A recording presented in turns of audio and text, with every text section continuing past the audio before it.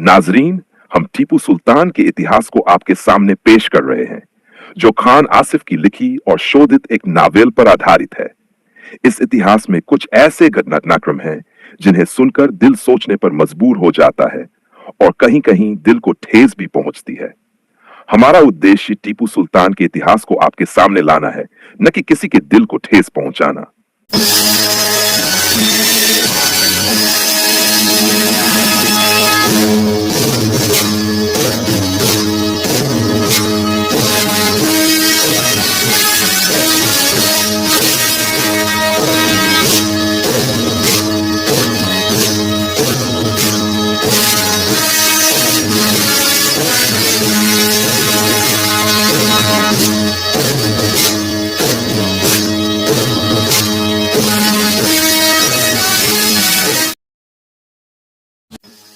शेख वली मोहम्मद सही नस्ल का अरब था और कुरैश के एक प्रतिष्ठित कबीले से संबंध रखता था। उसके पूर्वज सदियों से मक्का मुअज्जमा में बसे हुए थे। शेख वली मोहम्मद एक मध्यम वर्गीय व्यापारी था। स्वभाव से संतोषी होने के कारण उसकी जिंदगी बहुत आराम और सुख सुविधा से बीत रही थी। लेकिन एक बार उसे व्यापार में इतना बड़ा नुकसान हुआ कि नौबत भूखों मरने तक आ गई। बड़े व्यापारी वली मोहम्मद से अपने कर्जों की वापसी की मांग कर रहे थे और उसके पास चुकाने के लिए एक दिरहम भी नहीं था। ऐसे कठिन समय में जब वली मोहम्मद ने अपने दोस्तों से मदद की उम्मीद की, तो उन्होंने उसे बेहद गुमराह करने वाली सलाह दी। वली मोहम्मद, तेरी मुक्ति इसी में है कि तू अपने सभी कर्जों की अदायगी के वादों से मुकर जा। इस तरह तेरी संपत्ति भी बिकने से बच जाएगी, तेरे परिवार पर गरीबी और तंगहाली का अंधेरा नहीं पड़ेगा और इस समाज में तेरी प्रतिष्ठा भी बनी रहेगी। शेख वली मोहम्मद अपने दोस्तों की यह सलाह सुनकर हैरान रह गया।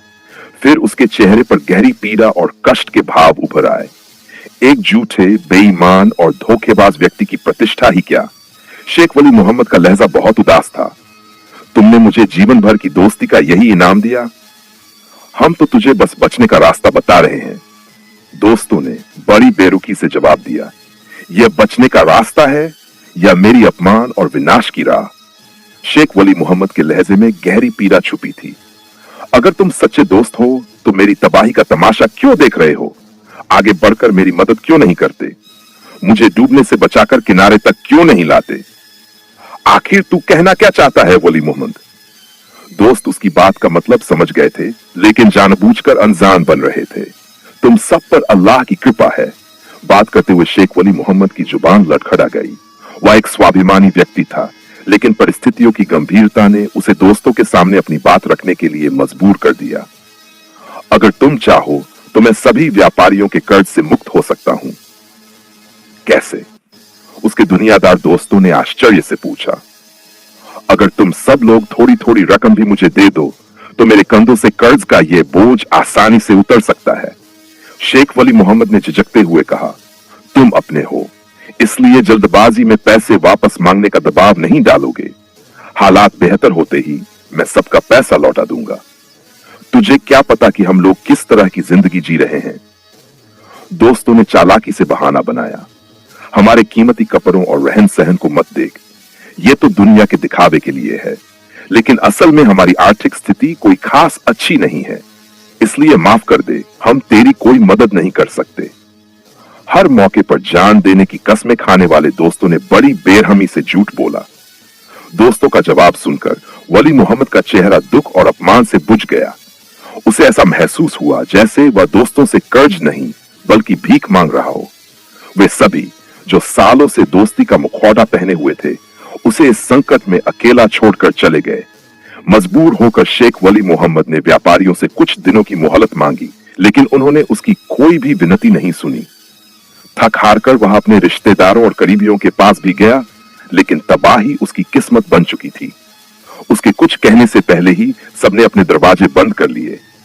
आखिरकार कर्ज चुकाने के लिए उसने अपनी पत्नी के गहने बेच दिए, लेकिन फिर भी जरूरी रकम पूरी नहीं हो पाई।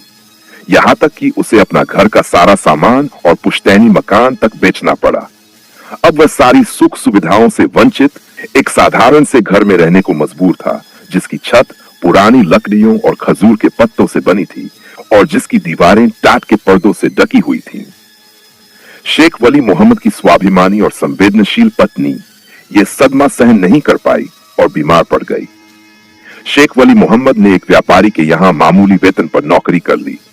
लगातार चिंता और दुख भरे विचारों ने उसकी पत्नी को टीबी जैसी गंभीर बीमारी का शिकार बना दिया। स्थानीय हकीमों ने उसे पौष्टिक आहार और महंगी दवाओं के साथ खुश रहने की सलाह दी, लेकिन दुर्भाग्य से इन तीनों में से कोई भी चीज उस बेसहारा महिला को नसीब नहीं हुई। आखिरकार कुछ ही दिनों बाद बड़ी पीड़ादायक स्थिति में शेख वली मोहम्मद की पत्नी का देहांत हो गया।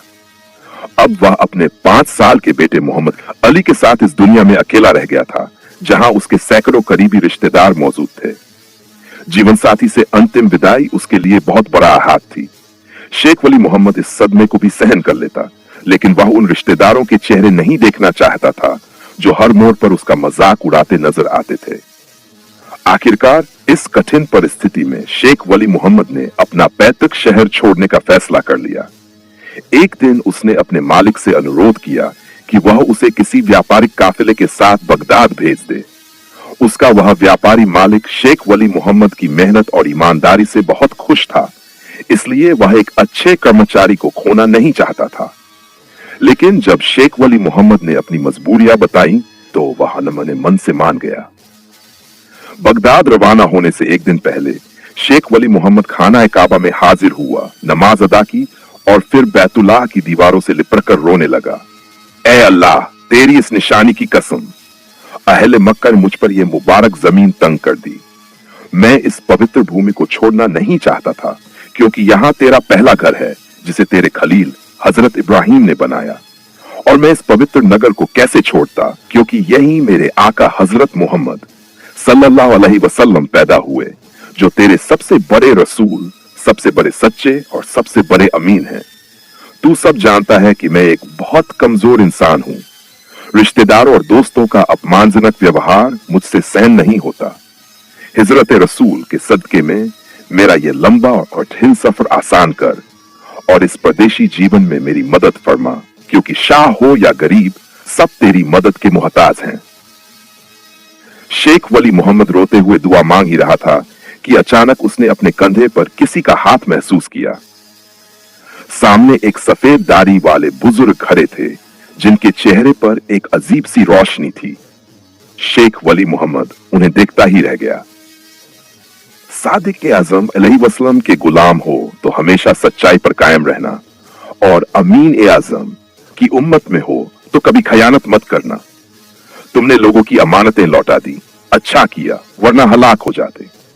ये कहकर वह नूरानी बुजुर्ग जाने लगे। शेख वली मोहम्मद हैरान था कि यह अजनबी व्यक्ति उसके निजी हालात से कैसे वाकिफ था। वह तेज कदमों से बुजुर्ग के पास पहुंचा और बड़े अदब से पूछा, मेरा यह सफर कैसा रहेगा? क्या मैं अपनी मेहनत में कामयाब हो जाऊंगा? बुजुर्ग ने पुरजलाल आवाज में कहा, अल्लाह के सिवा किसी को नहीं मालूम कि कल क्या होगा। जो कुछ बताया गया है उस पर अमल करो, रुस्वा होने से बच जाओगे। बुजुर्ग की इस रूहानी शान को देखकर शेख वली मोहम्मद और कुछ पूछने की हिम्मत न कर सका। दल अपने 10 साल के बेटे मोहम्मद अली को लेकर एक व्यापारिक काफिले के साथ बगदाद रवाना हो गया। दरअसल शेख वली मोहम्मद बगदाद इसलिए आया था क्योंकि यहाँ व्यापार और रोजगार के बेहतर अवसर उपलब्ध थे। वह दोबारा धन इकट्ठा करके अपनी खोई हुई सामाजिक प्रतिष्ठा को बहाल करना चाहता था। शेख वली मोहम्मद की तीव्र इच्छा थी कि इस उद्देश्य में सफल होकर वह मकामदी न लौटे और उन रिश्तेदारों और दोस्तों को दिखाए जिन्होंने कठिन समय में उसे हिकारत से देखा था कि वह अभी अपने पूरे गौरव के साथ जीवित है।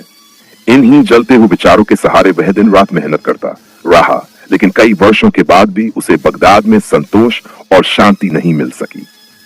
पहले दिन की तरह उसके सभी सपने अधूरे ही रहे। मजबूर होकर वह बेहतर भविष्य की तलाश में हिंदुस्तान पहुंचा। कुछ वर्षों तक दिल्ली में संघर्ष जारी रखा, लेकिन जब अपेक्षित सफलता नहीं मिली तो एक स्थानीय मित्र की सलाह पर गुलबर्गा दक्कन चला आया। यहां शेख वली मोहम्मद की सोई हुई तकदीर ने अजीब ढंग से करवट ली। अब उसका बेटा मोहम्मद अली जवान हो चुका था। गुलबर्गा में शेख वली मोहम्मद की मुलाकात हजरत सैयद गेसू दराज बंदा नवाज की दरगाह के एक मुजावर से हुई। हजरत सैयद मोहम्मद गेसू दराज सिरस्तिया के प्रसिद्ध बुजुर्ग हजरत नसीरुद्दीन चिराग देहलवी के खलीफा अकबर थे, दक्कन के लोग उन्हें श्रद्धा और प्रेम से बंदा नवाज के नाम से याद करते हैं। सैयद गैसूदराज की दरगाह के सजादानशीन शेख हादी शेख वली मोहम्मद को इसलिए सम्मान देते थे क्योंकि वह कबीला कुरैश का एक प्रतिष्ठित व्यक्ति था। धीरे धीरे यह नजदीकी गहरी मित्रता में बदल गई। मोहम्मद अली एक सुंदर, शिक्षित और धर्मपरायण युवा था। शेख हादी के मित्रों ने उन्हें सलाह दी कि वह मोहम्मद अली को अपना दामाद बनाकर अपनी युवा बेटी के विवाह का दायित्व पूरा करें। शेख हादी ने बिना किसी संकोच के इस रिश्ते को स्वीकार कर लिया। शेख हादी की बेटी से विवाह के बाद मोहम्मद अली को गुलबर्गा में एक विशिष्ट स्थान मिल गया। शेख वली मोहम्मद ने चैन की सांस ली, लेकिन यह शांति ज्यादा समय तक नहीं रही। मोहम्मद अली के पहले बेटे के जन्म पर वह बहुत प्रसन्न था कि अचानक मृत्यु का आदेश आ पहुंचा। आखिरकार शेख वली मोहम्मद कुछ दिनों की बीमारी के बाद इस दुनिया से रुखसत हो गया। पिता की मृत्यु के बाद मोहम्मद अली ने गुलबर्गा को छोड़कर बीजापुर राज्य की ओर रुख किया। वहां उसने कई वर्षों तक ऐश्वर्यपूर्ण जीवन व्यतीत किया, लेकिन बीजापुर के पतन के बाद उसे फिर से स्थान बदलना पड़ा। अब वह अपनी पत्नी और 4 बेटों शेख इलियास, शेख मोहम्मद अली, शेख मोहम्मद इमाम और शेख मोहम्मद के साथ कोलार जिले की ओर बढ़ रहा था। कोलार में मोहम्मद अली के कई परिचित लोग रहते थे, इसलिए वहां उसे किसी प्रकार की आर्थिक कठिनाई का सामना नहीं करना पड़ा और वहां प्रवासी होते हुए भी संतोषपूर्वक जीवन व्यतीत करने लगा। फिर जब शेख मोहम्मद अली का निधन हो गया तो उसके 3 बेटे रोजगार की तलाश में कोलार से निकल पड़े। सबसे बड़े भाई शेख मोहम्मद इलियास अपनी पत्नी और बेटे शेख हैदर को कोलार में छोड़कर सबसे बड़े तिजारत केंद्र चले गए। 2 भाई शेख मोहम्मद इमाम और शेख अली मोहम्मद कर्नाटक जाकर वहीं नौकरी करने लगे। केवल चौथा और सबसे छोटा भाई शेख फतेह मोहम्मद कोलार में ही रहा। कुछ साल बाद शेख हैदर ने मैसूर के राजा कृष्ण ओडेयर की नौकरी कर ली। मैसूर का संक्षिप्त इतिहास यह है कि 1399 में द्वारका से 2 भाई विजयराय और कृष्ण राय दक्षिण की ओर आए और हरनार में बस गए, जो मैसूर के पास है। हरनार के राजा की बेटी दीवाजी अत्यधिक आकर्षक व्यक्तित्व की मालिक थी। दीवाजी की सुंदरता की चर्चा सुनकर आसपास के कई राजा, जमींदार और जागीरदार उसके प्रेम में पड़ गए थे। इनमें से सबसे अधिक दीवाना कारोगहली का राजा था, जो दीवाजी से पागलपन की हद तक प्यार करता था। उसने कई बार सोचा कि हरनार के राजा को दीवाजी के रिश्ते का प्रस्ताव भेजे, लेकिन वह जाति से एक नीची हिंदू जाति का था। इस हीन भावना के कारण कारोगहली का राजा दीवाजी के लिए विवाह प्रस्ताव नहीं भेज सका और भीतर ही भीतर किसी गीली लकड़ी की तरह सुलगता रहा।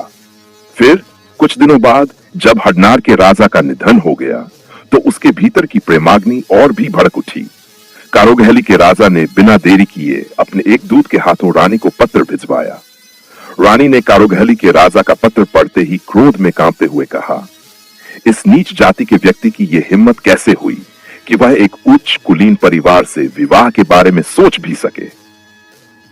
कारोगहली के दूत ने रानी हरनार की यह प्रतिक्रिया अपने राजा को बता दी। अब कारोगहली के राजा को अपने जुनून को पूरा करने का बहाना मिल गया था। सैन्य दृष्टि से हरनार एक कमजोर राज्य था। कारोगहली के राजा ने इस कमजोरी का फायदा उठाया और एक छोटी सी लड़ाई के बाद हरनार पर कब्जा कर लिया। अब उसके रास्ते में कोई रुकावट नहीं थी और उसने खुल्लम खुल्ला दीवाजी से जबरन विवाह की तैयारियां शुरू कर दी। ऐसे कठिन समय में विजयराय और कृष्ण राय की चालाकी और बुद्धिमत्ता ने कमाल कर दिया। इन दोनों चतुर भाइयों ने रानी हरनार को यह विश्वास दिलाया कि वे किसी भी हाल में उस दुर्भाग्यशाली राजा की योजना को सफल नहीं होने देंगे। आखिरकार विजयराय और कृष्ण राय एक चतुर योजना बनाई और ठीक शादी के दिन कारोगहली के राजा की हत्या कर दी। यह खबर सुनते ही मारे गए राजा की सेना घबराकर भाग खड़ी हुई। कुछ समय बाद विजयराय ने दीवाजी से विवाह कर लिया और हरनार का राजा बन गया। जब तक विजयनगर साम्राज्य कायम रहा, हरनार का राज्य सिर झुकाकर उसे कर चुकाता रहा। हमारे चैनल को सब्सक्राइब करें और बेल आइकन दबाएं ताकि हमारा वीडियो आप तक जल्द से जल्द पहुंचे।